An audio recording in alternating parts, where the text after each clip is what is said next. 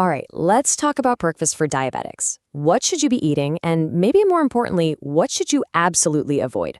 We're going to break down the 5 best and the 5 worst foods, all based on the super straightforward advice from Dr. Ken Berry. So think about this for a second. If you have diabetes, you've probably heard it a million times, right?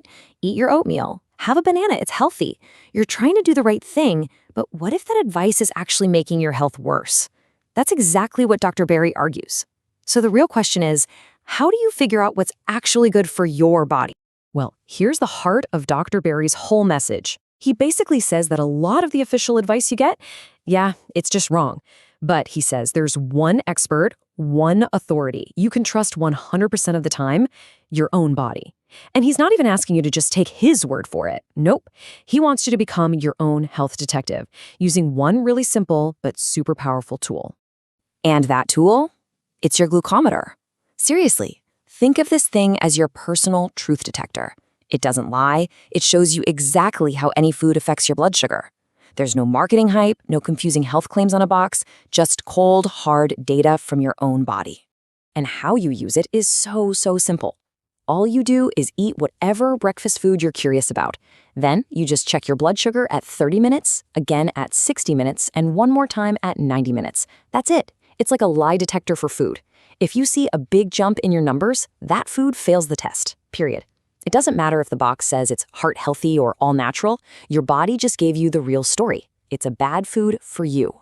All right, so now that we have our truth detector, let's get to the fun part, the good stuff. What are the foods that Dr. Berry says are pretty much guaranteed to pass this test? Let's kick off our good list.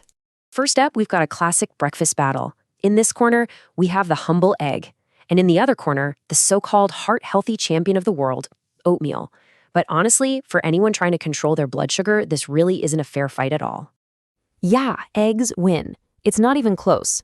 And here's why they're so incredible. It's this idea of essential nutrients.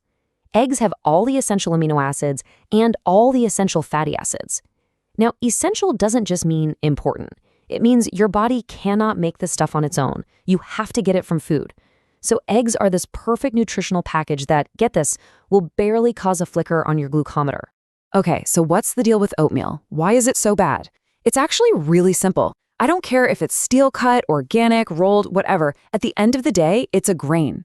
And what do all carbohydrates break down into in your body? That's right, sugar. For someone with diabetes, eating a big bowl of oatmeal is kind of like hooking yourself up to a sugar IV first thing in the morning. It's the exact opposite of what you need. All right, next matchup. This one is all about debunking a huge myth, the potassium myth. We're putting the amazing avocado up against the banana, which, everyone assumes is the king of potassium. But just look at the numbers here. It tells the whole story. For the same amount, avocados don't just have a little more potassium, they have way more. But that's not even the most important part. Look at the carbs. The banana has almost 3 times the amount of carbohydrates. So with an avocado, you're getting more of what you want, the potassium, with way less of what you don't want, the sugar spike. It's a complete no-brainer. Okay, let's get into the savory stuff.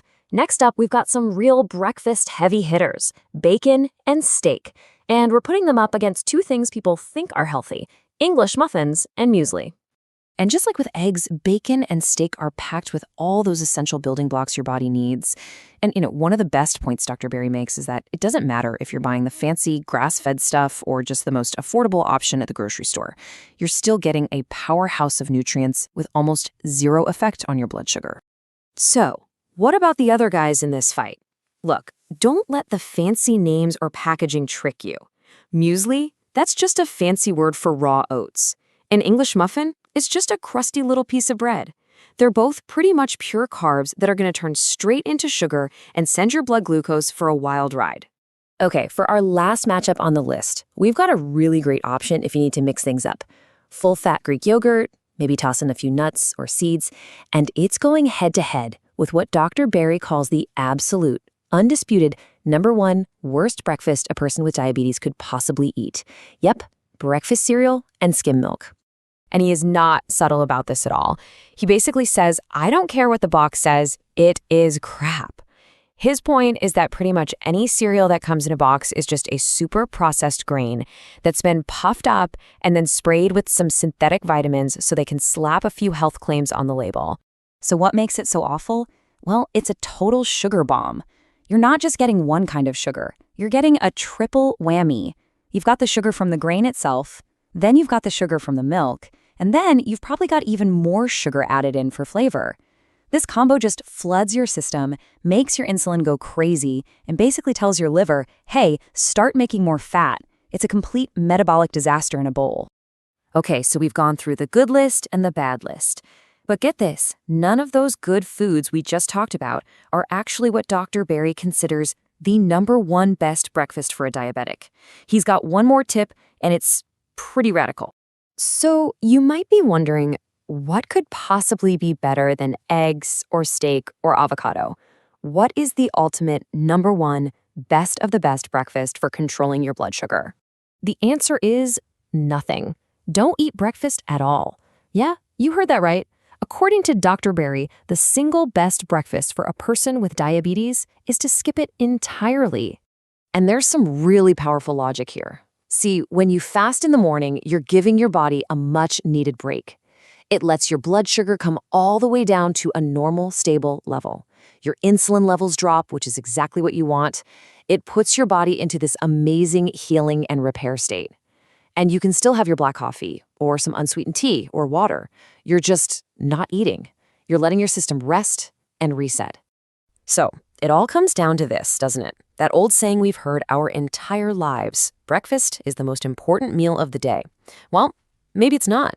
Maybe it's time to seriously question that. For anyone trying to get a handle on their blood sugar, maybe the most powerful thing you can do is nothing at all. But hey, don't take my word for it. Don't even take Dr. Berry's word for it.